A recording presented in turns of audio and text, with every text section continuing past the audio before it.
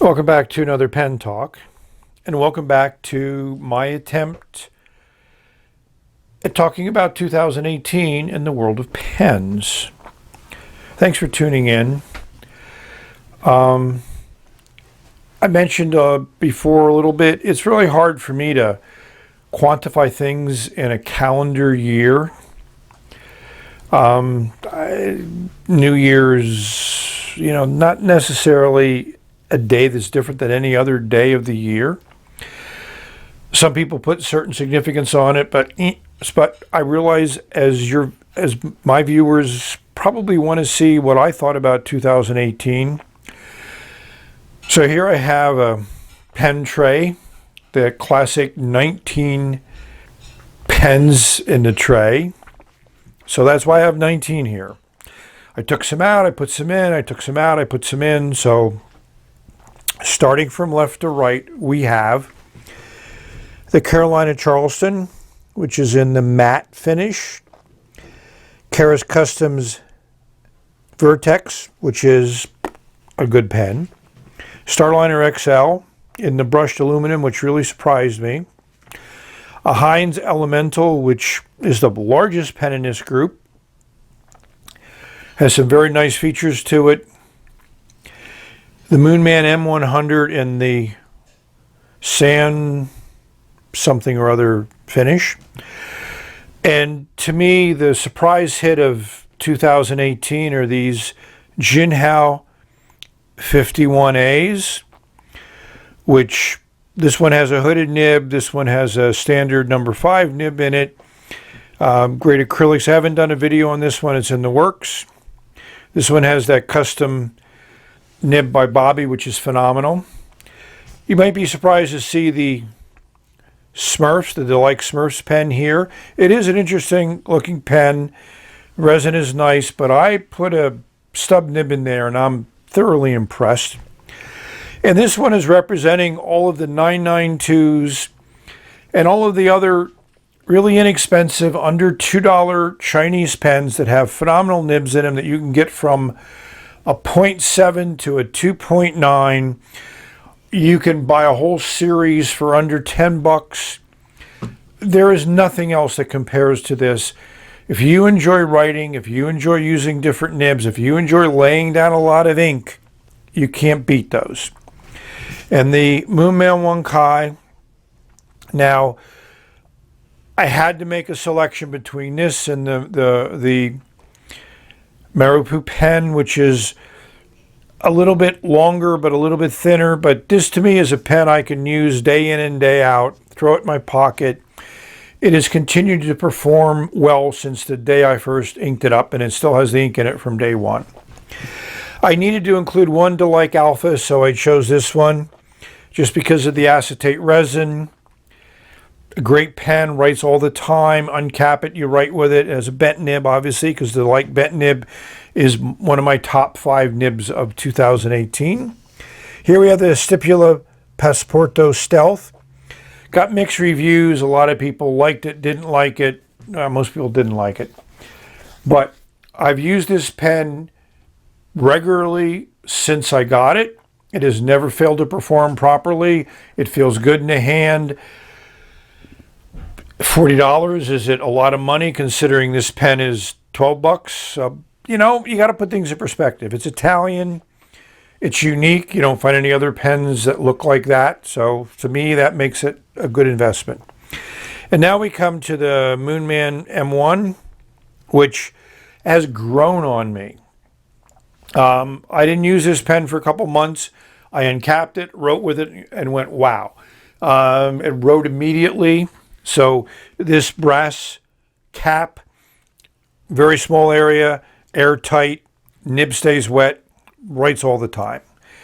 And the other top 5 pen of 2018 is the Moonman M2. Lakai was certainly a hit of 2017. This one, I think, looks different, but still performs the same. Great eyedropper, takes number 5 nibs, and I've done a lot with my number 5 nibs. Now we're verging into the vintage variety. Here's my More pen, which I still think has a phenomenal nib in it. And it's a Franken pen. How could I ignore 2018 without throwing in one Franken pen? And considering I resurrected this from parts I found in my shoeboxes of pens. Next to it is a Swan, maybe Todd, with that nib with the channel over top of it. Both of these have phenomenal soft vintage nibs in them, and I'm just impressed. And this is an eBay buy. The Waterman W5 is an eBay buy. This Waterman 92 is an eBay buy. And this Conway Stewart 475 is an eBay buy. And all these have excellent nibs. They all cost me less than 50 bucks. And, you know, for those people that are into nibs and somehow avoid vintage, you have my sympathies. Yeah, the pens are finicky, and yes, they require a little bit more effort. But to me, any fountain pen is going to require you to put some effort into it. It's not a ballpoint where you go click and write. When the refill runs out, you throw it away. It's not that type of writing instrument. This is a writing instrument which has character to it, personality to it, has quirks to it.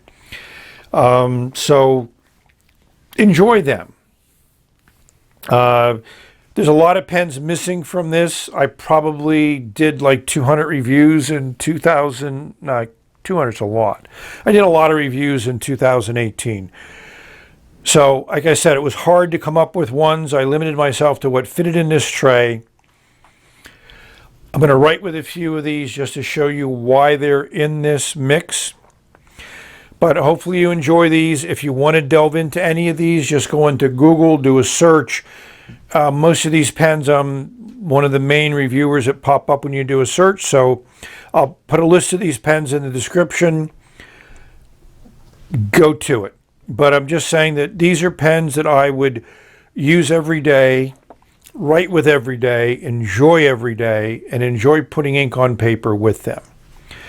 So I hope you've enjoyed this view. Now for something a little bit more involved. Well, as you probably know, I couldn't live with just 19 interesting pens of 2018, so I had to add these two in.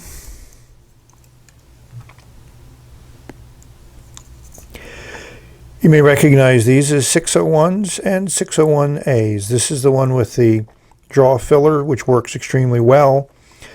Nice extra fine nib, reliable writer. As you can see, I've kind of exhausted about a half of the ink flow. And this is the one pen that also took me by surprise in 2018. 601A with this tubular nib on it. Really nice writer, nice color. There is an ink window there, but this is full of ink.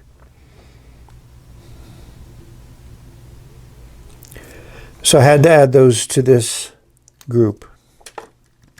Got some sunlight coming in, so maybe we can show off these pens a little bit more as the clouds come and go. So this finish is just phenomenal the way that it feels. It feels as good as any type of ebonite that a lot of people admire. Nice beefy section, very comfortable pen to hold, and I got it with a broad nib, and then I had Josh Lax grind it to a cursive italic, and it writes great. And it also writes first time every time. Excellent writer. I have two M100s, and I decided this one just is more impressive as far as an acrylic goes. And this one, I also put a replacement nib in, my standard go-to 1.1 number 5 Chinese nib. This sits well in the hand. I mean, this section is much smaller than the one in the Charleston going from pen to pen, but it's still something that's usable, but I like it a little bit larger. These are the 251As, and one on the bottom, which is kind of like a sunset model, has the Mabie nib in it, and the one at the top has a standard number 5 nib in it. These caps fit nice and tight, keep the nibs wet. So I'm just impressed with the whole series of 51As, and this acrylic is just impressive on both pens. You've seen the Moonman Wancai a lot, and this alpha one in the acetate. This is really a nice mature color, professional looking color, but the Moonman is just a great writer and I really enjoy it. You know, for a vintage celluloid, this is certainly nice, and it writes well. This is the one I got in 2018. I got one in 2017, which I also like, which is in a nice acrylic. So let's go back to this pen. This pen just really surprised me. It grew on me. And what's nice is it fits into the ring there. So it makes for a nice compact way, and you uncap it and it writes first time every time. This pen also rolls away, but they make a version of this that has a ridge in it, which is nice for those that like it. It's not really a clip, but it's just to stop it from rolling, but I don't mind it rolling. Yeah, it takes about 2 turns to unscrew the cap. It does post. It's balanced okay either way, but I would generally write with it unposted. It's long enough. It's a small section, but I don't mind it. This is a pen you carry around and take notes with. And this has the like bent nib in it, which I really like. It's a mild bend, so even though it's extra fine nib by design with that bend, it can really get to almost like a medium-sized line, and it writes very, very well. I probably have at least 10 of these nibs, and all of them write consistently good, and I really haven't done any tuning to them. This is the ink I have in there. I don't use it a lot, but it is a nice ink, and it works well in this pen.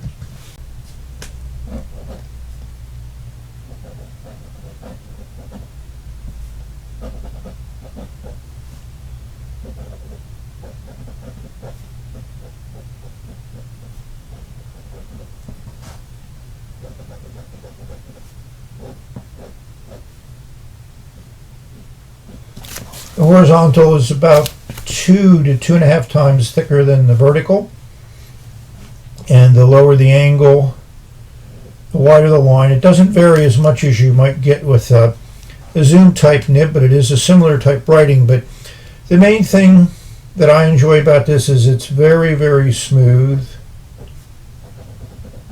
It's very consistent. And hopefully this nice purple ink is coming across in the video.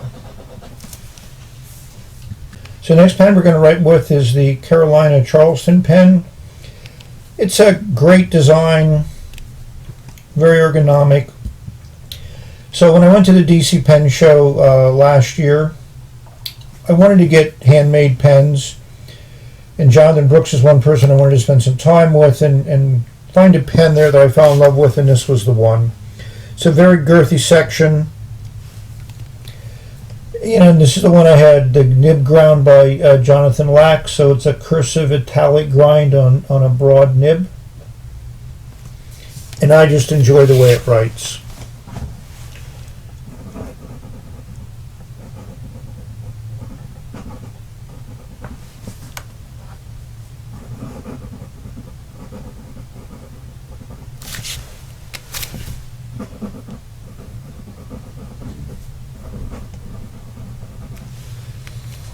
I mean, it's a nice fine line in the horizontal, and the vertical can be quite wide.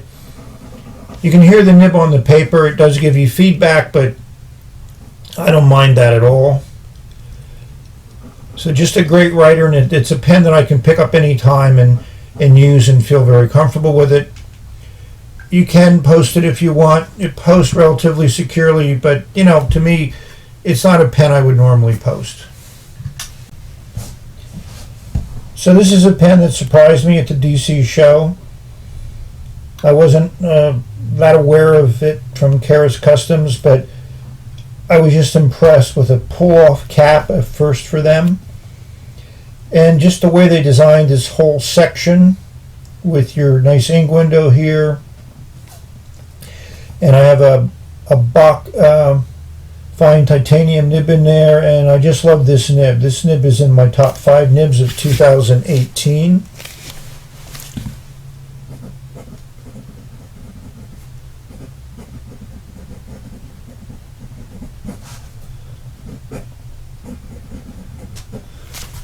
I mean, a nib is soft. It lays down a fine line, but it spreads out. You can railroad it. It's not something you can push. Don't want to push it too much. You can spring it. But it can be a very nice day-to-day writer. And you can still use it to get some character in your writing. So overall, I like it. I have about 4 of these nibs, and all of them are excellent, and all of them work very well. And Bach has been making them for a while, and I heard that Bach also makes the ones that go into the Stipula pens. We're not going to write with every pen. We're going to write with the pens that I think the nibs are just amazing. And this is that nib that's been ground by Mabie or customized by Mabie. I mean, this is just a very well-made pen. This is a pen I'd probably write with posted because it posts nice and deeply. But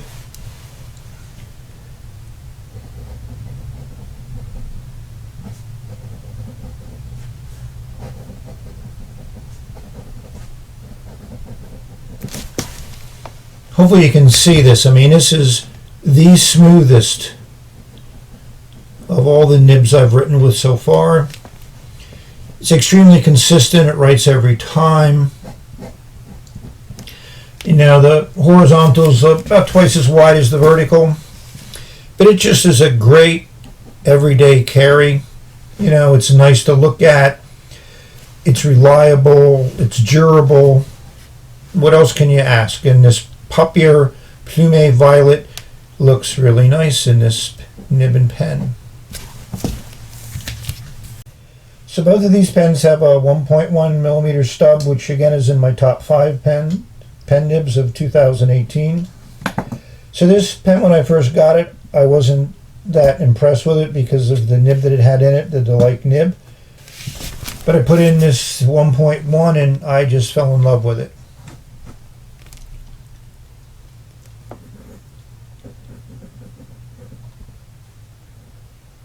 It's going to be sensitive to angle. But that is just really a nice deep line.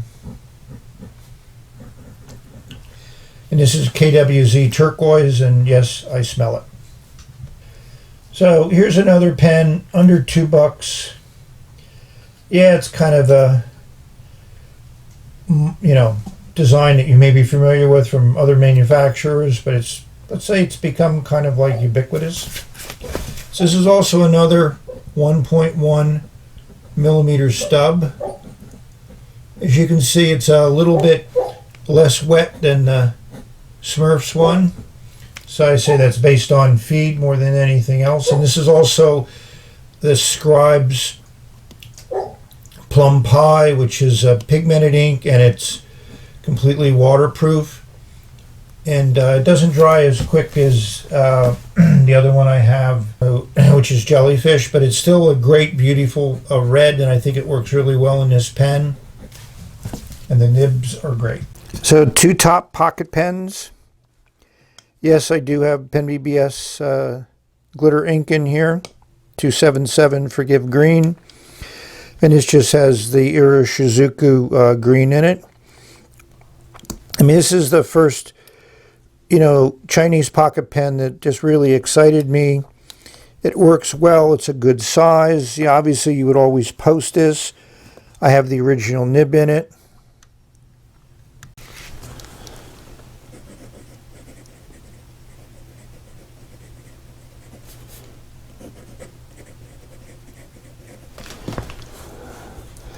I mean, this pen has never failed to perform for me. I've had it for many, many months. I've carried it around with me in my pocket, in my bag. I had to clean out the cap occasionally. You can see a little bit of ink here now and then, but no big burps and nothing you probably wouldn't see in any other pen, whether it was a pocket pen or not. So another great writer, and this is that original nib. Some people don't like it, but I love it. Especially with a pocket pen you're going to carry around to take notes in. You don't know what kind of paper you'll be writing on, so this works well. So this is another 1.1 millimeter stub. That Chinese one that I've used a lot. It's a number 5. So it fits in many pens, 991s, 992s. Just beautiful. And it's obviously the Moonman's. So I had to do a little bit of priming on this. I think I need to, this ink has been in there for probably 5-6 months. So I think it's time to take it apart, clean it, and refresh the ink. Because it was a little bit of a hard start. As you can see there, it got a little bit starved, but it worked well with me for a number of months, so it's occasionally you do have to clean them out, and glitter inks you need to clean out a little more often. So my 2018, or any year, would not be complete without delving into some interesting vintage pens that really excited me. This is an eyedropper.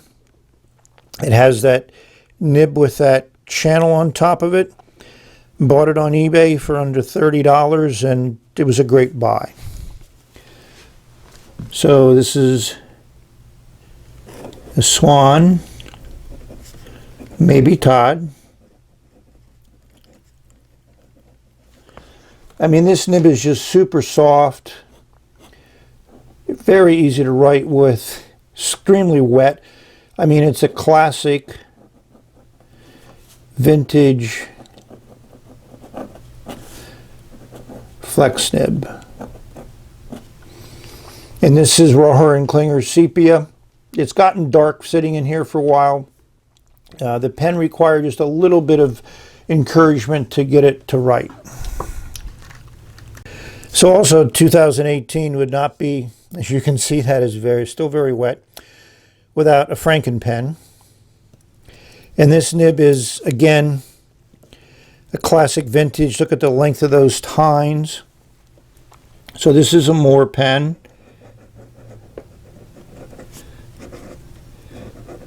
Which is a quite common, I think, pen back in the 20s and 30s. Again, this is a super soft nib. Just lays down a lot of ink, and you can railroad it. These pens have been sitting in lights for a while, so they're not working as well as they normally work, but I hope you can get a feel for just how nice this nib is, and it's a pleasure to use. And this is Robert Oster Gold Antiqua in here for an ink, which is an ink that I like to put in my vintage pens because it works well. Yep, I could be also low on ink on the pen. Another surprise in 2018 was this W5. I saw Steph's review of them. I saw some interest in them.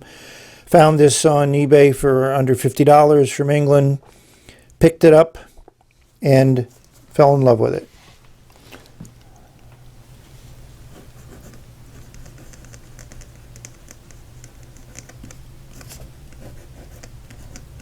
I mean, they made a series. W5 is kind of like towards the top end of the series. You got your 3 cap bands there. You can see some of the translucency there in the celluloid. And this is just a very, very smooth. It's not as flexible as your other nibs up here, but it just feels good on the paper. And this is a great blue. This is Krishna Winter Blue. So before we go to the final pen, I wanted to show you the ink that I put in it. I don't know why I put this ink in it, but it's been in there since I inked the pen. I've refilled it a couple times because this puts out a lot of ink. You know, those may not be familiar with this ink, which includes me. Here's the color card. We'll see if we can show some of that sheen. It shows up a little bit there. And the chromatography is just pretty consistent. I mean, that's just a dark green. Let's go into some sunlight here.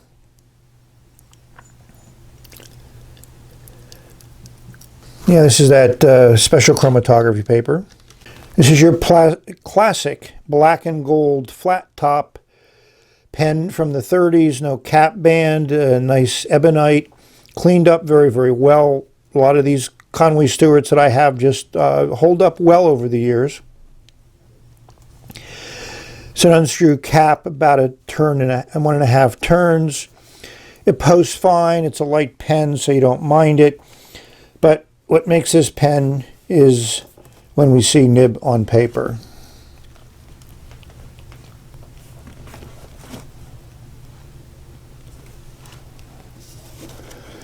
And yes, there's ink on it because I recently re-inked these. I don't clean them off as cleanly as I should.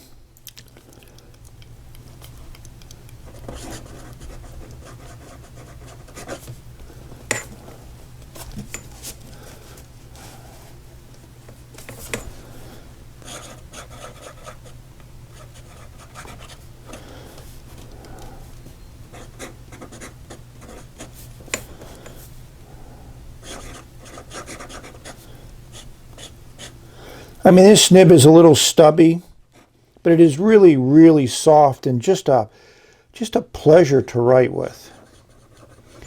And that's why this is the last pen that we're doing, because that's the whole point, is getting something that writes well.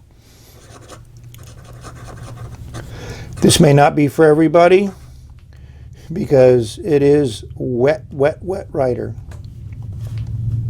But this Sailor ink dries fairly well, and it works well. So hopefully you've enjoyed my little review of 2018. There's probably 20 pens that I could have put in there and another 20 pens after that. But that's what I put together. Hopefully you've enjoyed looking at them. So thank you for watching.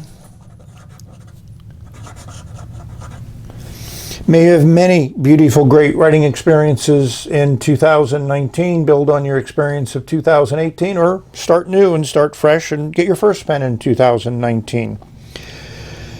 Put thoughts on paper, ink on paper. What a beautiful thing to do. So we've reached the end of this video. Go out there and have fun. Enjoy every day. Until the next video, bye for now. I could live with this nib for a while.